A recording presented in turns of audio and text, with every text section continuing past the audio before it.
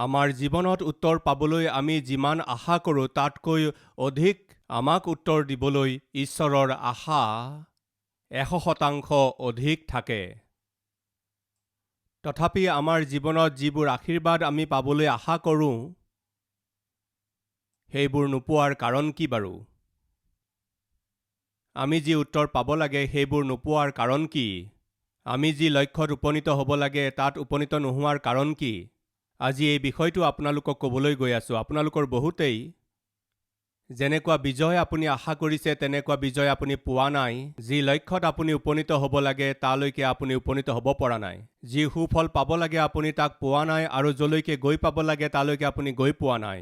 নিৰাশ আৰু হতাশ হৈ জীৱন যাপন কৰিছে।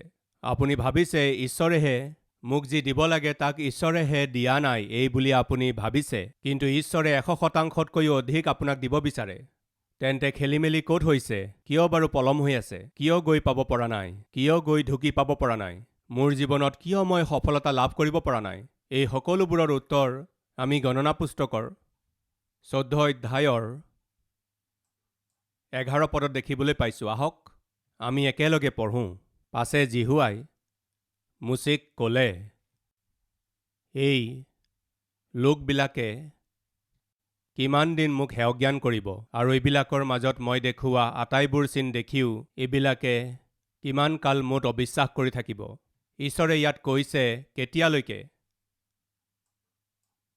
বন্ধুসকল, ঈশ্বৰে ইয়াত কৈছে কেতিয়ালৈকে? বহুবাৰ এই প্ৰশ্ন আপোনাৰ জীৱনতো উৎপন্ন হৈছে। বহুতবাৰ এই কথাটোৱে আপোনাৰ মুখেৰে হয়তো ওলাইছিল। আৰু কেতিয়ালৈকে? তাক আমাৰ ভাষাত আৰু কেতিয়ালৈকে? আৰু কেতিয়ালৈকে? এইদৰে চাকৰি নোহোৱাকৈ মই কষ্ট পাই থাকিম? আৰু কেতিয়ালৈকে? অবিবাহিত হৈ অকলে থাকিব লাগিব? আৰু কেতিয়ালৈকে এই আৰ্থিক সমস্যাবোৰ থাকিব? আৰু কেতিয়ালৈকে এই দুৰাৰোগ্য ৰোগ? আৰু কেতিয়ালৈকে পৰিয়ালত ইমান বাদ বিবাদ? আৰু কেতিয়ালৈকে এই নিন্দা আৰু অপমান? এই প্ৰশ্ন আপোনাৰ জীৱনত আহেনে নাহে? এই কথা আপোনাৰ মুখেৰে বাৰে বাৰে ওলাই নে নোলায়? প্ৰমোচন নাপালে এইদৰে কেতিয়ালৈকে? দৰমহা নাবাঢ়িলে এইদৰে কেতিয়ালৈকে? আপোনাৰ সহকৰ্মীয়ে আপোনাক কন্দুৱালে এইদৰে কেতিয়ালৈকে? আপোনাৰ সম্বন্ধীয় লোকে আপোনাক ভুল বুজি আপোনাক দোষী কৰিলে এইদৰে কেতিয়ালৈকে? বহুত পৰিশ্ৰম কৰি বীজ ৰোপণ কৰি ফল নাপালে এইদৰে কেতিয়ালৈকে? আপুনি যিমানেই কষ্ট কৰক, পৰিশ্ৰম কৰক, তাৰ প্ৰতিফল নাপাই জিৰ' লেভেলতে থাকিলে এইদৰে কেতিয়ালৈকে? এইদৰে কেতিয়ালৈকে মোৰ জীৱনত? এই বুলি প্ৰশ্ন আমি সাধাৰণতে কৰোঁ। এই কথাই ঈশ্বৰৰ মুখেৰেও বাৰে বাৰে আহি আছে। এইদৰে কেতিয়ালৈকে? ঈশ্বৰে ইয়াত কৈছে এইদৰে কেতিয়ালৈকে? ঈশ্বৰৰ সমস্যা আৰু আমাৰ সমস্যা বেলেগ বেলেগ। আমাৰ সমস্যা হৈছে আমি যি ভাবিছিলোঁ সেইদৰে কৰিব পৰা নাই। এইদৰে কেতিয়ালৈকে? এইদৰে যেতিয়া আমি কৈ আছোঁ তেতিয়া ঈশ্বৰে কৈছে এইদৰে কেতিয়ালৈকে? তুমি যি লক্ষ্যত উপনীত হ'ব লাগে তাত উপনীত নহৈ, তুমি যি উন্নতি আৰু সমৃদ্ধি পাব লাগে তাক নাপাই কেতিয়ালৈকে এইদৰে জীয়াই থাকিবা? কেতিয়ালৈকে মোৰ প্ৰতি বিদ্ৰোহ কৰি থাকিবা? আৰু কেতিয়ালৈকে যি অৱস্থাত আগতে আছিল আজিও তাতেই আছে কেতিয়ালৈকে এইদৰে কষ্ট পাই থাকিবা? এই প্ৰশ্নকেই ঈশ্বৰেও কৰি আছে। যি প্ৰশ্ন আপুনি বাৰে বাৰে কৰি আছে ঈশ্বৰে সেই প্ৰশ্নকেই আপোনাক কৰি আছে। আৰু কেতিয়ালৈকে এনেকুৱা জীৱন? আৰু কেতিয়ালৈকে এনেকুৱা অৰ্থহীন জীৱন? আৰু কেতিয়ালৈকে এনেকুৱা দৰিদ্ৰতা? আৰু কেতিয়ালৈকে এনেকুৱা দুৰ্ভগীয়া অৱস্থাত থাকিবা? আৰু কেতিয়ালৈকে এনেকুৱা নিৰাশ আৰু হতাশ স্থিতিত থাকিবা? মই তোমাৰ কাৰণে উত্তম ভৱিষ্যত লুকুৱাই ৰাখিছোঁ। মই তোমাৰ কাৰণে শ্ৰেষ্ঠ জীৱন লুকুৱাই ৰাখিছোঁ। তোমাৰ কাৰণে সকলোবোৰ আশীৰ্বাদ লুকুৱাই ৰাখিছোঁ। সেইবোৰলৈ মন নিদি, সেইবোৰ অনুভৱ নকৰি, সেইবোৰ লাভ নকৰি, সেইবোৰ নোপোৱাকৈ য'ত আপুনি গৈ পাব লাগে তালৈ গৈ নাপায় আৰু কেতিয়ালৈকে এইদৰে কান্দি থাকিব? ঈশ্বৰেও প্ৰশ্ন কৰি আছে। আচলতে কি ঘটনা ঘটিছে? ঈশ্বৰে আজি এইদৰে কিয় কৈ আছে, তুমি কেতিয়ালৈকে এইদৰে কান্দি থাকিবা? আচলতে কি হৈছিল চাওঁ আহকচোন। গণনা পুস্তকৰ 13 অধ্যায় প্ৰথম পদৰ পৰা ঈশ্বৰে কি কৈ আছে চাওঁ আহক। পাছে জিহুৱাই মুচিক ক'লে, মই ইছৰাইলৰ সন্তানবিলাকক যি দেশ দিম, তাক গুপুতে চাবলৈ তুমি কেইজনমান মানুহ পঠোৱা। আপুনি কিবা বুজি পালেনে? মুচি, মই ইছৰাইলৰ সন্তানবিলাকক যিখন দেশ দিম বুলি প্ৰতিজ্ঞা কৰিছিলোঁ, ইছৰাইলৰ লোকসকলৰ কাৰণে যিখন দেশ দিম বুলি প্ৰতিজ্ঞা কৰিছিলোঁ, মুচি, এবাৰ তোমাৰ লোকসকলক গৈ চাই আহিবলৈ কোৱা। মই যিখন দেশ দিবলৈ গৈ আছোঁ সেইখন দেশত গাখীৰ আৰু মৌজোল বয়। যিখন দেশ মই তেওঁলোকক দিবলৈ বিচাৰিছোঁ লুকুৱাই ৰাখিছোঁ, সেই দেশত একোৰেই অভাৱ নাই। সেইখন বৰ ফলৱান দেশ। তোমাৰ লোকসকলক কোৱা যাতে তেওঁলোকে গৈ চাই আহে। এবাৰ গৈ চাই আহিবলৈ কোৱা। এইদৰে ঈশ্বৰে ক'লে। তেতিয়া মুচিয়ে 12টা ফৈদৰ পৰা 12জন প্ৰধান লোকক বাচিলে। চাওঁ আহকচোন। মই ইছৰাইলৰ সন্তানবিলাকক যি দেশ দিম, তাক গুপুতে চাবলৈ তুমি কেইজনমান মানুহ পঠোৱা। তোমালোকে তেওঁবিলাকৰ নিজ নিজ পিতৃবংশৰ এক ফৈদৰ এজন এজন অধ্যক্ষ পঠোৱা। তাতে জিহুৱাৰ আজ্ঞা অনুসাৰে মুচিয়ে পাৰন অৰণ্যৰ পৰা তেওঁবিলাকক পঠালে। তেওঁবিলাক আটাইবিলাক ইছৰাইলৰ সন্তানবিলাকৰ মূল মানুহ আছিল। তেওঁবিলাকৰ নাম এই: ৰুবেন ফৈদৰ মাজৰ জক্কুৰৰ পুত্ৰ চম্মুৱা, চিমিউন ফৈদৰ মাজৰ হুৰিৰ পুত্ৰ চাফট, জিহুদা ফৈদৰ মাজৰ জিফুন্নিৰ পুত্ৰ কালেব, ইছাখৰ ফৈদৰ মাজৰ যোচেফৰ পুত্ৰ জিগাল, ইফ্ৰাইম ফৈদৰ মাজৰ নুনৰ পুত্ৰ হোছেয়া, বিন্যামিন ফৈদৰ মাজৰ ৰাফুৰ পুত্ৰ পলটি, জবুলুন ফৈদৰ মাজৰ চুদ্দিৰ পুত্ৰ গদ্দিয়েল, যোচেফ ফৈদৰ অৰ্থাৎ মনচি ফৈদৰ মাজৰ চুচিৰ পুত্ৰ গদ্দি, দান ফৈদৰ মাজৰ গম্মলিৰ পুত্ৰ আম্মিয়েল, আছেৰ ফৈদৰ মাজৰ মিখায়েলৰ পুত্ৰ চথুৰ, নপতালি ফৈদৰ মাজৰ বফচিৰ পুত্ৰ নহবী, গাদ ফৈদৰ মাজৰ মাখিৰ পুত্ৰ গোৱেল। এই নামৰ লোকবিলাকক মুচিয়ে গুপুতে দেশ চাবলৈ পঠালে। মুচিয়ে নুনৰ পুত্ৰ হোছেয়াৰ নাম জিহুচুৱা ৰাখিলে। নাজানো কিয় জিহুচুৱাক দেখা পাই তেওঁৰ নাম সলনি কৰিবলৈ মুচিৰ মন গ'ল। জিহুচুৱাৰ আচল নাম হোছেয়া আছিল। হোছেয়া নামটোৰ অৰ্থ জানেনে বাৰু? উদ্ধাৰকৰ্তা। যীচু, হোছেয়া বুলি কোৱা নাম আৰু যীচু দুয়োটা নাম একেই। আৰু জিহুচুৱা নামৰ অৰ্থ জিহুৱাই, ৰক্ষক, সহায়ক, এয়াই অৰ্থ। এতিয়া জিহুচুৱা আৰু কালেবে বাকী 10জনৰ লগত একেলগে ঈশ্বৰে প্ৰতিজ্ঞা কৰা দেশখনত সোমোৱাৰ আগতে আচলতে সেই দেশ কেনেকুৱা, তাত কেনেকুৱা খেতি বাতি হয়, এবাৰ লোকসকলক তালৈ পঠোৱা। ঈশ্বৰে এবাৰ এইদৰে কওঁতে তেওঁলোক তালৈ গ'ল। গৈ মুচিয়ে কৈছিল, তোমালোকে ঘূৰি আহোঁতে তাৰ খেতি বাতি কেনেকুৱা, চেম্পল হিচাপে কিছুমান ফল লৈ আহিবা আৰু অলপ শাক পাচলি আনিবা, এই বুলি কৈছিল। তেতিয়া তেওঁলোক গ'ল আৰু লৈ আহিছিল। 22 পদ। তেওঁবিলাক দক্ষিণ অঞ্চলেদি গৈ হিব্ৰোনলৈকে উঠিল। সেই ঠাইতে অহিমন, চেচয় আৰু তলময় এই 3জন অনাকৰ সন্তান আছিল। মিছৰ দেশত থকা চুৱন নগৰ স্থাপন কৰাৰ 7 বছৰ আগেয়ে হিব্ৰোন স্থাপন কৰা হ'ল। পাছে তেওঁবিলাকে স্কুল উপত্যকালৈ আহি সেই ঠাইতে এথোপা দ্ৰাক্ষাফল থকা দ্ৰাক্ষালতাৰ এটা ডাল কাটি কাণ মাৰি লগাই দুজনে হাঙি কৰি ল'লে আৰু কিছুমান ডালিম আৰু ডিমৰু ফলো লগত ল'লে।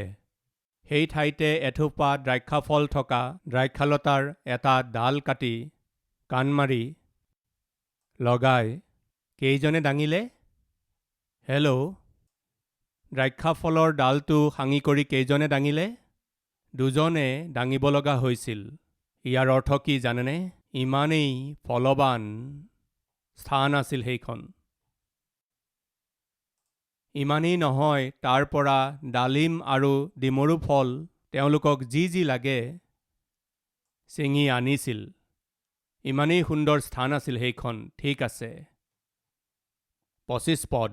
40 দিনৰ পাছত তেওঁবিলাকে দেশ চাই উলটি আহিল। আহি 27 পদ ৰিপৰ্ট দিছে। তেওঁবিলাকে মুচিৰ ওচৰলৈ আহি এই বুলি বৰ্ণনা কৰিলে, আপুনি যি দেশলৈ আমাক পঠাইছিল আমি সেই দেশলৈ গৈছিলোঁ। সঁচাকৈ সেই দেশ গাখীৰ মৌজোল বৈ থকা দেশ। চাওক, এয়া তাৰ ফল। এইয়া চাওক, সুন্দৰ। ঈশ্বৰে ইছৰাইলৰ লোকসকলক গাখীৰ মৌজোল বোৱা দেশখন প্ৰতিজ্ঞাৰ দেশ হিচাপে দি দিছিল। মোৰ আৰু আপোনাৰ প্ৰতিও ঈশ্বৰৰ উত্তম চিন্তা আছে, শ্ৰেষ্ঠ উদ্দেশ্য আছে, অদ্ভুত আঁচনি আছে। আপুনি নিৰ্ধনী হ'ব পাৰে বা এটা ভাল অৱস্থাত জন্ম হোৱা লোক হ'ব পাৰে। মুচি এগৰাকী ভাল নেতা আছিল, কিন্তু তেওঁৰ ফৈদ কি আছিল জানেনে? লেবি নামৰ ফৈদৰ লোক মুচি আছিল। আচলতে লেবি কোন আছিল জানেনে? এজন নৰবধী আছিল। জাকুবৰ পুত্ৰকেইজনৰ মাজৰ এজন আছিল। তেওঁৰ কাৰণে জাকুবে বৰ দুখ আৰু ভয়ৰ সন্মুখীন হ'ব লগা হৈছিল। এজন নৰবধীৰ বংশৰ পৰা মুচি আহিছিল। তেওঁ বৰ দীন আৰু হীন আছিল, যি একোৰে যোগ্য নাছিল, যাৰ কোনো মূল্য নাছিল। এনেকুৱা ফৈদৰ পৰা মুচিৰ জন্ম হ'ল।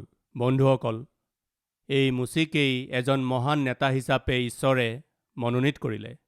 ইয়াৰ অৰ্থ কি জানেনে? ঈশ্বৰে যেতিয়া আপোনাক মনোনীত কৰে তেতিয়া আপোনাৰ মা কোন, আপোনাৰ দেউতা কোন, তেওঁলোকে কৰা ভুল ভ্ৰান্তিবোৰ কি, তেওঁলোকৰ অৱস্থা কেনেকুৱা, তেওঁলোকৰ জাতি কি, তেওঁলোকৰ পঢ়া শুনা কিমান, তেওঁলোকৰ আত্মিকতা কেনেকুৱা, এইবোৰৰ সৈতে আমাৰ ঈশ্বৰৰ একো কাম নাই। আপুনি যিমানেই দুৰ্ভগীয়া, দুখীয়া, নিৰ্ধনী হওক বা দৰিদ্ৰ হওক, মোৰ ঈশ্বৰে আপোনাক প্ৰেম কৰে। আপোনাৰ বাবে উত্তম আঁচনি তেওঁ ৰাখিছে। য়েছ, যিহুচোৱা ইফ্ৰইম ফৈদৰ আছিল। জিহুদা ফৈদৰ পাছত এটা ভাল খ্যাতি অৰ্জন কৰা ফৈদ। মানে ঈশ্বৰে যিকোনো লোকক মনোনীত কৰিব পাৰে। এটা উত্তম ফৈদত জন্ম হোৱাকো মনোনীত কৰিব পাৰে, বা যিটো ফৈদৰ কোনো গুৰুত্ব নাই সেই ফৈদত জন্ম হোৱাজনকো মনোনীত কৰিব পাৰে। দাউদে কৈছিল, হে ঈশ্বৰ, মইনো কোন আৰু মোৰ বংশও বা কি? তেনেকুৱা এটা পৰিয়ালত জন্ম হোৱা দাউদক ৰজা হিচাপে মনোনীত কৰিলে।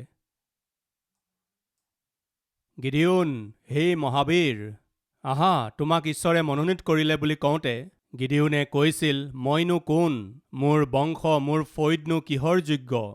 ঈশ্বৰে এজন ব্যক্তিক মনোনীত কৰিবলৈ, আশীৰ্বাদ দিবলৈ হ'লে তাত আপোনাৰ জাতিৰ কোনো কথা নাই। আপোনাৰ বংশৰ কথাক ঈশ্বৰে কোনো গুৰুত্ব নিদিয়ে। আপোনাৰ অতীত অৱস্থাক ঈশ্বৰে কোনো গুৰুত্ব নিদিয়ে। বেংকত থকা আপোনাৰ টকাৰ প্ৰতি ঈশ্বৰৰ গুৰুত্ব নাই। আপোনাৰ নিজৰ ঘৰ, নিজৰ গাড়ী আছেনে নাই, খেতি বাতি, মাটি বাৰী আছেনে নাই, পঢ়া শুনা হয়নে নহয়, এইবোৰৰ প্ৰতি মোৰ ঈশ্বৰৰ কোনো গুৰুত্ব নাই। ইয়াৰ কাৰণ হৈছে, মোৰ ঈশ্বৰে যেতিয়া আপোনাক আশীৰ্বাদ দিবলৈ বিচাৰিব তেতিয়া তেওঁ কেৱল এটা কথাহে চায়, তেওঁৰ অধীন হ'বলৈ আগ্ৰহী মন। ঈশ্বৰৰ আজ্ঞা পালন কৰা ব্যক্তি হিচাপে দেখিলেই যথেষ্ট। ঈশ্বৰে তেওঁলোকৰ দ্বাৰা পৃথিৱীখন ওলট পালট কৰি দিব পাৰে।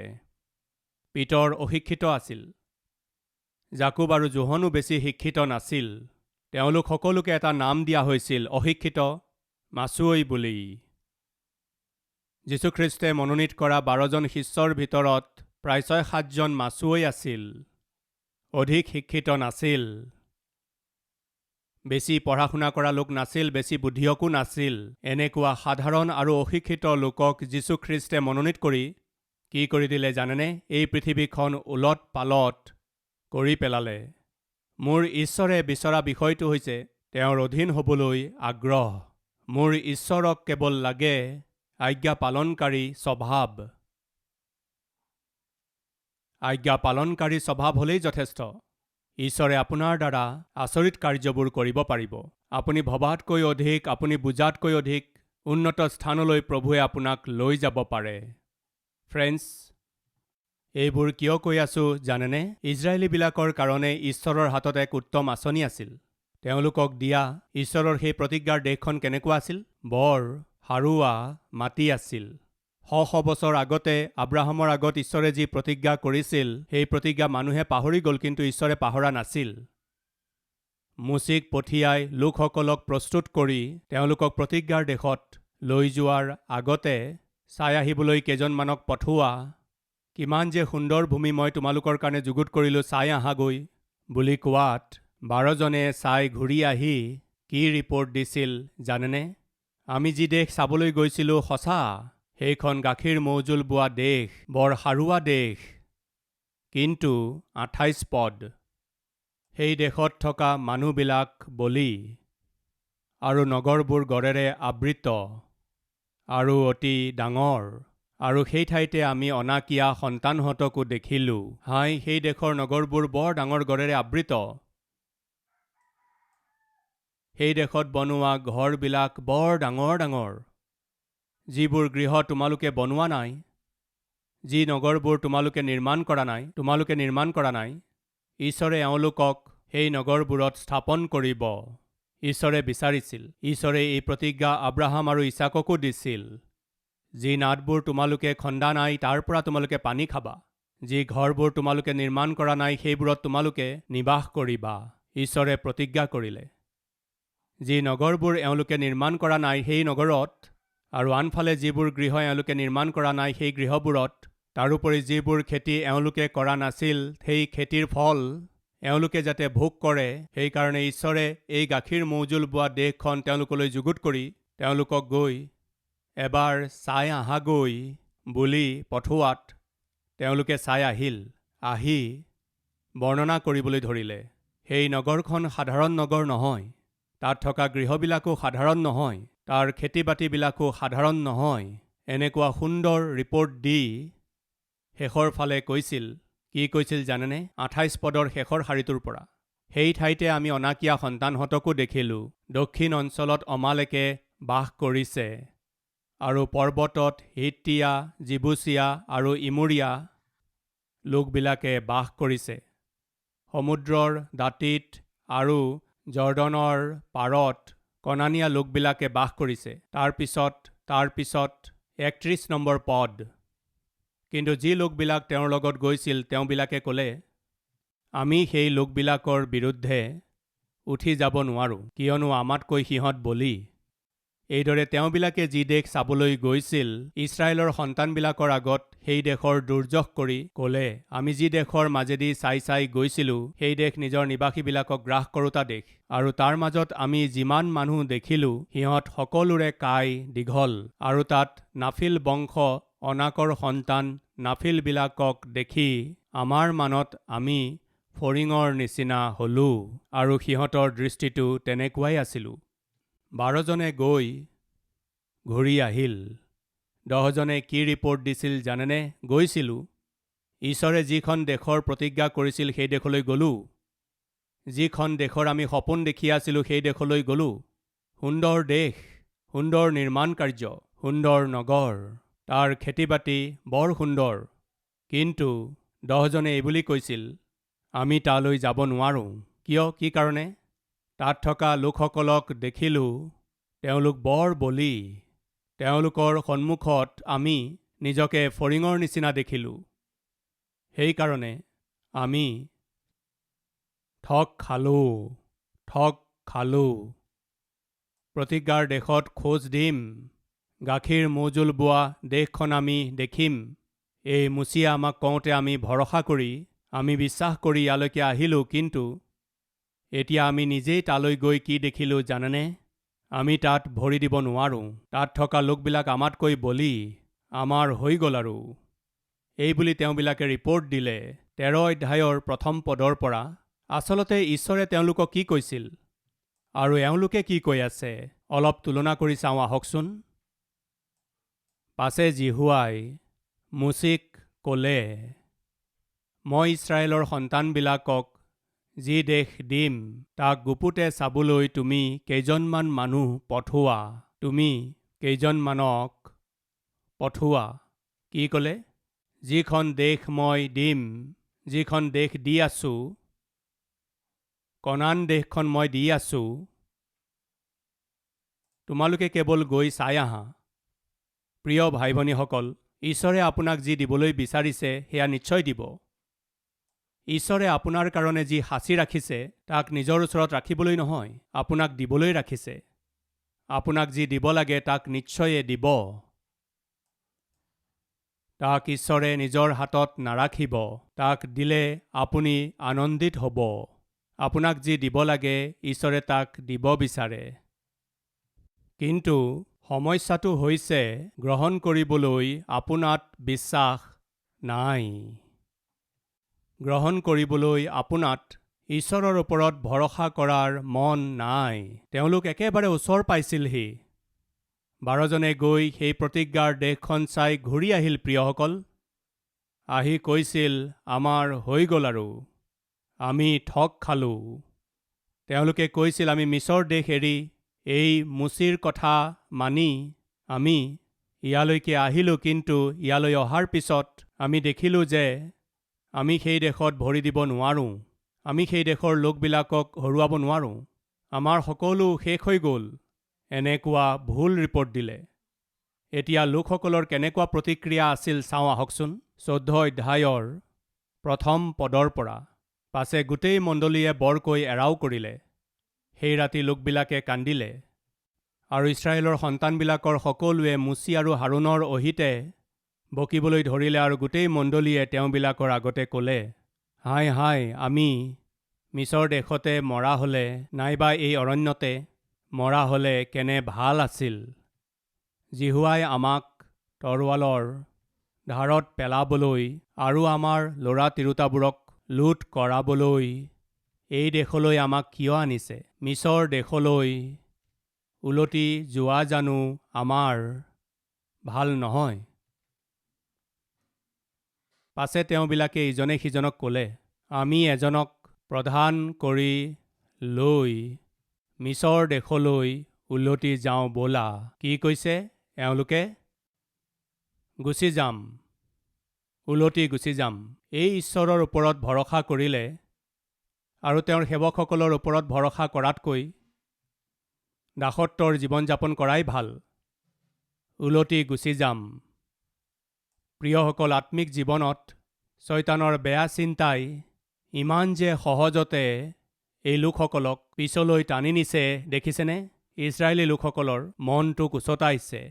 তেওঁলোকে এটা সিদ্ধান্ত কৰিলে। ঈশ্বৰে যি মুচিক যুগুত কৰি পঠাইছিল, আমাক মিছৰৰ পৰা কনান দেশলৈ আনিম বুলি কৈছিল, এতিয়া আমি আন এজনক নেতা হিচাপে বাচিম। এওঁ এতিয়া আমাক ঈশ্বৰৰ প্ৰতিজ্ঞাৰ দেশৰ পৰা আমাক দাসত্বলৈ লৈ যাব। তেওঁক বাছি ল'ম। কিমান যে দুষ্ট এওঁলোক।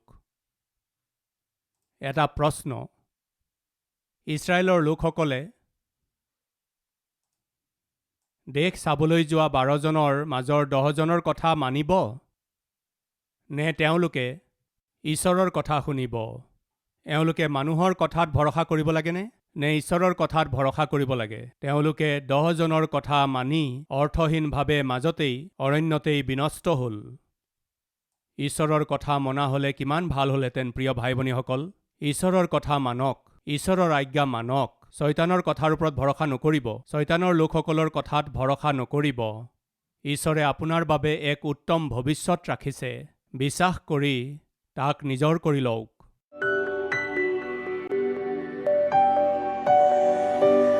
পবিত্ৰ পিতৃ ঈশ্বৰ, আপুনি ক'লে, মই যি প্ৰতিজ্ঞাৰ দেশ দিম তাক চাই আনন্দিত হোৱা।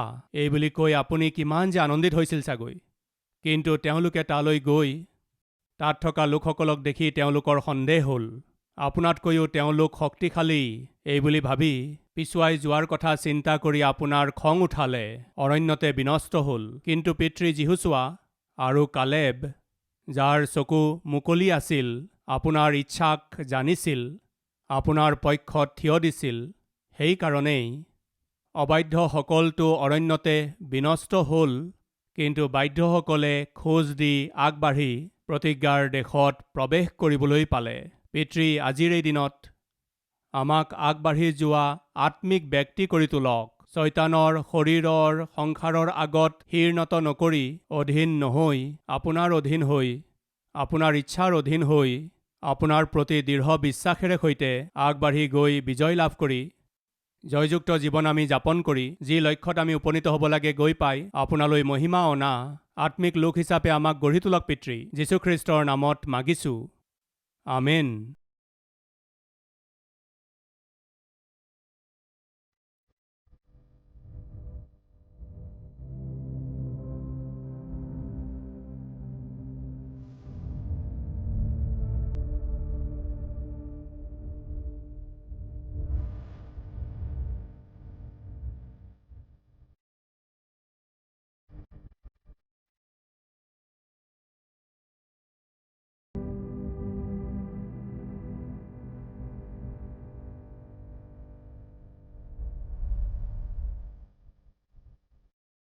हमारा address Calvary, post box number 30, Kukatpally, Hyderabad 72।